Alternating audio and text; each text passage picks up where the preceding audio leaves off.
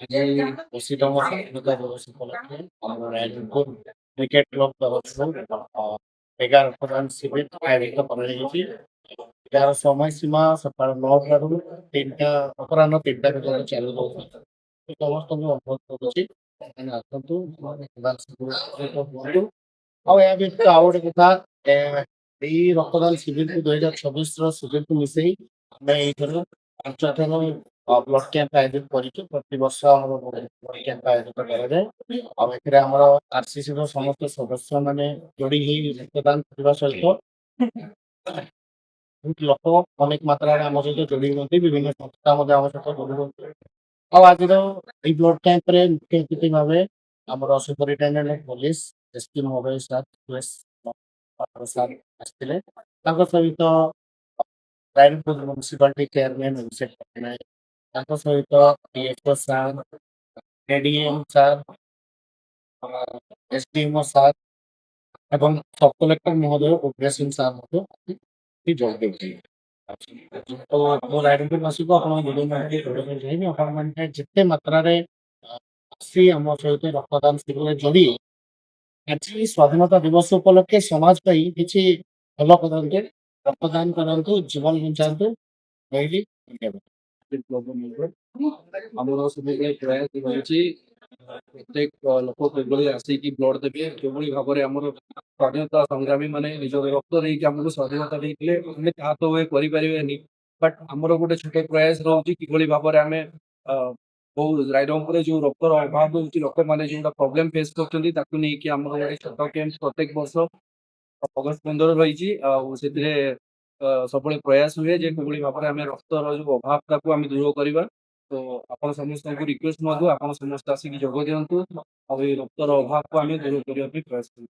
ପ୍ରଥମେ ଆଜିର ଏଇ ପବିତ୍ର ଦିବସ 80ତମ ସ୍ୱାଧୀନତା ଦିବସ ଉପଲକ୍ଷେ ସମସ୍ତଙ୍କୁ ଅଭିନନ୍ଦନ ସ୍ୱାଗତ ଜ୍ଞାପନ କରୁଛି। ଓ ତା ସହିତ ଏଇ ପବିତ୍ର ଦିନରେ ଆଜି ଯୋଉ ରାଇରଙ୍ଗପୁର କ୍ରିକେଟ କ୍ଲବ ତରଫରୁ ଯୋଉ ବ୍ଲଡ କ୍ୟାମ୍ପ ଆୟୋଜିତ ହେଇଛି, ତା ପାଇଁ ମୁଁ ରାଇରଙ୍ଗପୁର କ୍ରିକେଟ କ୍ଲବର ସମସ୍ତ କର୍ମକର୍ତ୍ତାଙ୍କୁ, ତାଙ୍କ ଚେୟାରମ୍ୟାନ, ତାଙ୍କର ଯୋଉମାନେ ସେକ୍ରେଟାରୀ, ସମସ୍ତଙ୍କୁ ମୁଁ ବହୁତ ବହୁତ ଅଭିନନ୍ଦନ ଜଣାଉଛି।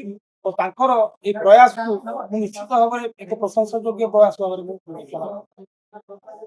ତେଣୁ ରାଇରଙ୍ଗପୁର ମେଡିକାଲରେ ବହୁତ ଦିନ ହେଲାଣି ଶୁଣିବା ପାଇଁ ମିଳୁଛି, ଲୋକମାନେ ମଧ୍ୟ ହଇରାଣ ହେଉଛନ୍ତି, ରକ୍ତାଭାବ ପରିସ୍ଥିତି ସୃଷ୍ଟି ହେଇଛି। ତେଣୁ ଆଜିର ଏଇ ପ୍ରୟାସ ନିଶ୍ଚିତ ଭାବେ ସ୍ୱାଗତ ଯୋଗ୍ୟ ପ୍ରୟାସ। ଓ ପ୍ରତିବର୍ଷ ସେମାନେ ଅଗଷ୍ଟ 15 ତାରିଖ ଦିନ ସ୍ୱାଧୀନତା ଦିବସ ଉପଲକ୍ଷେ ରକ୍ତଦାନ ଶିବିର ଆୟୋଜିତ କରିଥାନ୍ତି ଓ ଆଗାମୀ ଦିନରେ ମଧ୍ୟ ସେମାନେ ଆୟୋଜିତ କରିବେ ବୋଲି ମୁଁ ଆଶାବାଦୀ। ଓ ରାଇରଙ୍ଗପୁରରେ ଲୋକଙ୍କର ରକ୍ତାଭାବ ଜନିତ କୌଣସି ସମସ୍ୟା ନ ହଉ ତା ପାଇଁ ସେମାନେ ଯୋଉ ପଦକ୍ଷେପ ନେଇଛନ୍ତି ତାହା ପାଇଁ ମୁଁ ନିଶ୍ଚିତ ଭାବରେ ତାଙ୍କ ପାଖରେ ମୋର କୃତଜ୍ଞତା ଜ୍ଞାପନ କରିବି ଓ ଆଶା କରିବି ରାଇରଙ୍ଗପୁର ମେଡିକାଲ ଆଗାମୀ ଦିନରେ ରକ୍ତାଭାବ ଜନିତ ସମସ୍ୟା ସୃଷ୍ଟି ହୋଇଥାଏ। ତେଣୁ ମୁଁ ରାଇରଙ୍ଗପୁର କ୍ରିକେଟ କ୍ଲବକୁ ଆଉ ଥରେ ଧନ୍ୟବାଦ। କମଲ ମହାନ୍ତି, ସଦସ୍ୟ ରାଇରଙ୍ଗପୁର କ୍ରିକେଟ କ୍ଲବ।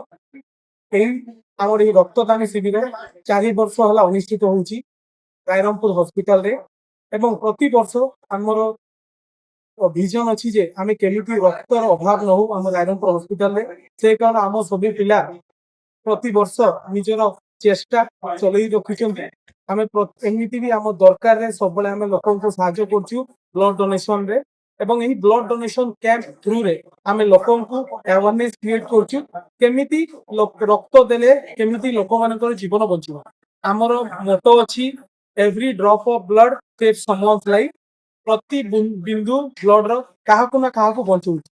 ଏହାର ପ୍ରୟାସ ଆମର ପ୍ରତିଟି ମେମ୍ବର ଚଲେଇ ରଖୁଛନ୍ତି ଏବଂ ଆମେ ଧନ୍ୟବାଦ ଜଣାଇବା ଆଜିର ଅତିଥି ମାନେ ଯୋଉମାନେ ଏଇ କାର୍ଯ୍ୟକୁ ସଫଳ କରିବାରେ ଆମର ହେଲ୍ପ କରୁଛନ୍ତି, ଯେମିତି ଆମର sub collector sir, SP sir, ADM sir, ଆମର ମେଡିକାଲ ଅଫିସର, ତାପରେ ଆମର ଚେୟାରମ୍ୟାନ ରାଇରଙ୍ଗପୁର ମ୍ୟୁନିସିପାଲିଟି ଏବଂ ଅନ୍ୟ ବହୁତ ଜଣ ଯୋଉମାନଙ୍କ ମାନେ ହିଡେନ୍ ଲୋକ ଯୋଉମାନଙ୍କ ବିନା ଆମର ଏଇ ରକ୍ତଦାନ ଶିବିର ଭଲ ଭାବରେ ଠିକ ଭାବରେ କମ୍ପ୍ଲିଟ ହବନି। ଏବଂ ଆମର ଯୋଉ ମେଡିକାଲ ଷ୍ଟାଫ ଅଛନ୍ତି ତାଙ୍କର କୋଅପରେସନ ଏବଂ କୋଅର୍ଡିନେସନ ସବୁବେଳେ ଆମ ସାଙ୍ଗରେ ରହିଛି, ଯୋଉ କାରଣରେ ଆମେ ଏଇ ରକ୍ତଦାନ ଶିବିର ବହୁତ ଭଲ ଭାବରେ ଅନୁଷ୍ଠିତ କରୁଛୁ। এবং আশা করছি আপন মানে ବି ଆସନ୍ତୁ ଆମର ଏଇ ରକ୍ତଦାନ ଶିବିରରେ ଯୋଗ ଦିଅନ୍ତୁ ପ୍ରଚୁର ମାତ୍ରାରେ ରକ୍ତର ସଞ୍ଚାର ହଉ ଏବଂ ଲୋକ ଭଲ ଭାବରେ ଜୀବନ ଯାପନ କରନ୍ତୁ Jai Hind happy independence day to all ସମସ୍ତଙ୍କୁ ସ୍ୱାଧୀନତା ଦିବସର ହାର୍ଦ୍ଦିକ ଶୁଭକାମନା ଏବଂ ଶୁଭେଚ୍ଛା।